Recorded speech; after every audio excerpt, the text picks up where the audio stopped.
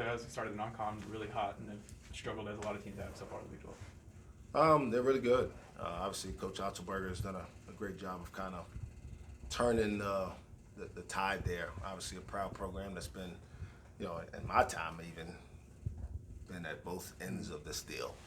When I was an assistant, I really believe that was one of the best college basketball teams in the country. They obviously didn't make a large run in the tournament, but I still have nightmares of Matt Thomas making threes against us and seeing those guys on senior day when I was an assistant coach that year. We almost beat them with Juwan. And then obviously went through some tough moments, but part of it is they lost guys unexpectedly. Coach Prohm did a really good job recruiting and identifying guys like Lindell Wigginton and Tyrese Halliburton who weren't super highly recruited, just lost them early unexpectedly, and those guys have obviously gone on to become good pros. But this team has a lot of toughness. They're really, really good defensively, like just about every team in the league is. And so I expect a really, really difficult challenge tomorrow, Wednesday. How different is this team compared to the personnel-wise? They seem pretty different. How different is this team? Yeah, they're different. The Brockington kid, we got several transfers in who, Brockington's a load. He's averaging almost a double-double on the year. I think like 17 and 8. And then Kalsher, who we saw, he played at Minnesota for a couple of years. Caleb Grill was actually on the team that we played a couple of years ago at Iowa State, left for a little while. And then Tristan, they got a lot of different faces. Condit's back, Trey Jackson, who I've known since he was a little kid, back. But for the most part, they're a brand new team roster-wise. I know we were in Kansas City in October. Have you spent much other time around TJ, or is it really just? No, he's probably the coach in the league. I know I don't know. I don't even know how to say it. I know the least, I guess. But obviously a lot of respect for him. He's grinded his way through this deal. He was with that program when they were, getting it rolling and really successful. And obviously he has a strong affinity for the program and knows how to help Iowa State basketball have success. We've talked about offensive struggles a ton this year, it seems. Is it all the more perplexing almost that you guys seem to be playing so hard on defense and that it's just not coming together on the other end? Yeah, there's a lot of things. First of all, you got to give credit to the other teams, always, right? I think the 10 teams in the Big 12, the lowest rated nationally is like in the mid 30s from an analytical standpoint. So you're talking about a lot of newcomers across the league, and the defenses are already ahead, and so it makes it even more difficult when teams want to really grind it out in conference play. That always happens. The game kind of slows down, and it's even more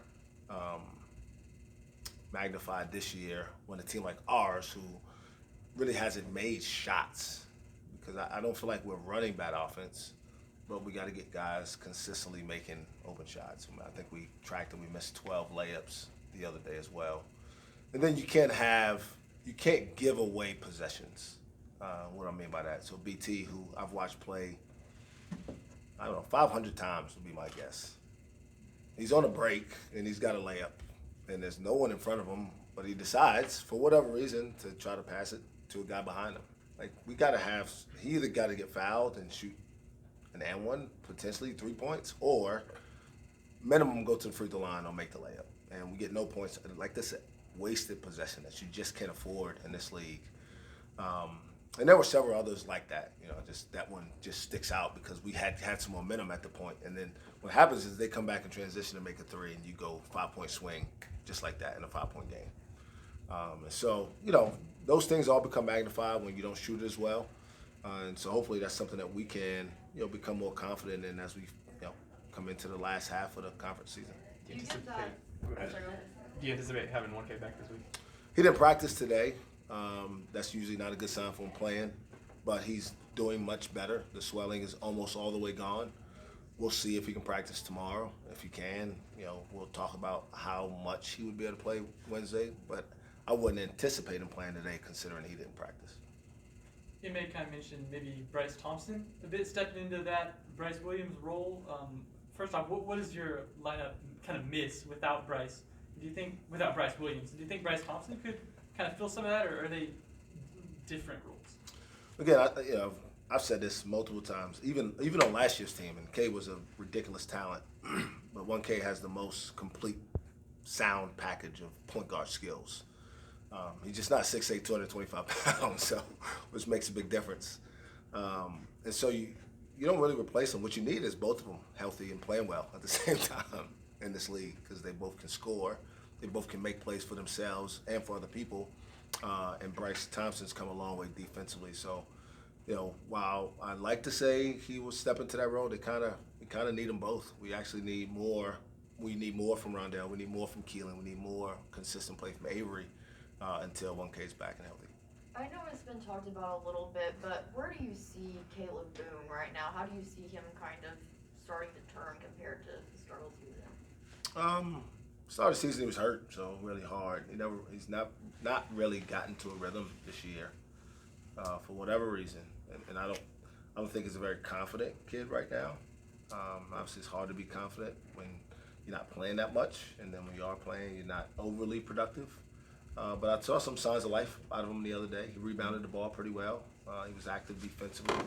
And what you want to see is just guys continue to make progress throughout the season. And I think he's starting to feel a little bit more comfortable that he is still a good player and somebody that we can count on.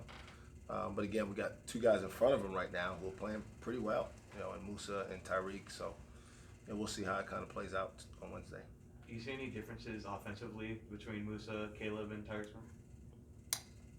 So Caleb's the most, I would say accomplished, probably not the right word. He's probably got the best post skill package, but he's also our biggest defensive liability in terms of being able to stop guys in one-on-one post-up situations. And he tends to get a little bit overzealous when he's put in ball screen situations. He had a big foul the other day. We cut the lead to 2. For no reason. Marcus Carr is 35 feet from the basket, and those plays we can't have. That's a waste in our minds. It's a waste of possession because that guy's gonna make 2 free throws, and now you're two possessions now. Now you got to fight to get that possession back again. So he's the best offensive, but this league is you can't give away points. Can't.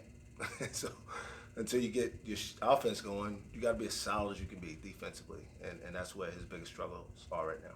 With Bryce Thompson, you mentioned you've been watching him for a long time. I mean, even going back to Booker T, when he's at his very best and playing to be his most confident, what makes him different than just about everybody on the floor?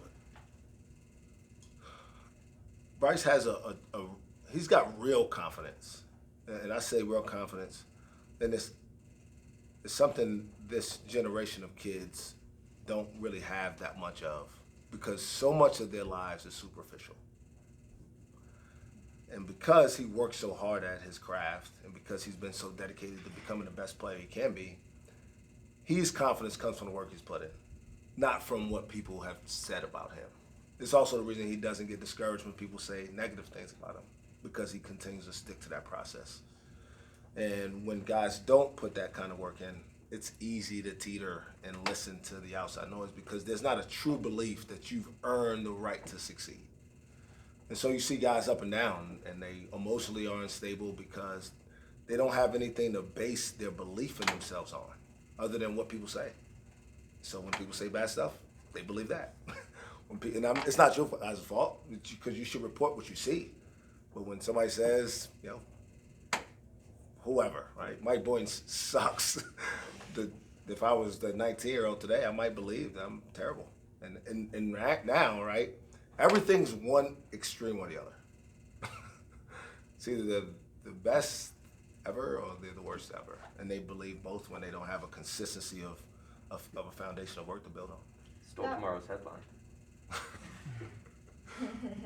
That real confidence that he has, do you think, is that something that he can convey to his teammates, or do you think they have to build it on their own? How do you think that spreads from BT to the rest of the group? Yeah, I think that's critical, that he does his best to, because you can't make someone do something that they don't want to do, ultimately, right? We know that.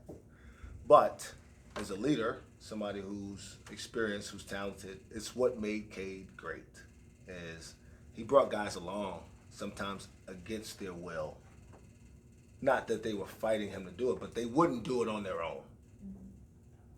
but he gave them confidence because he said, no, you can do this, and this is why, and I'm going to be with you to make sure you do it. BT's got that in him.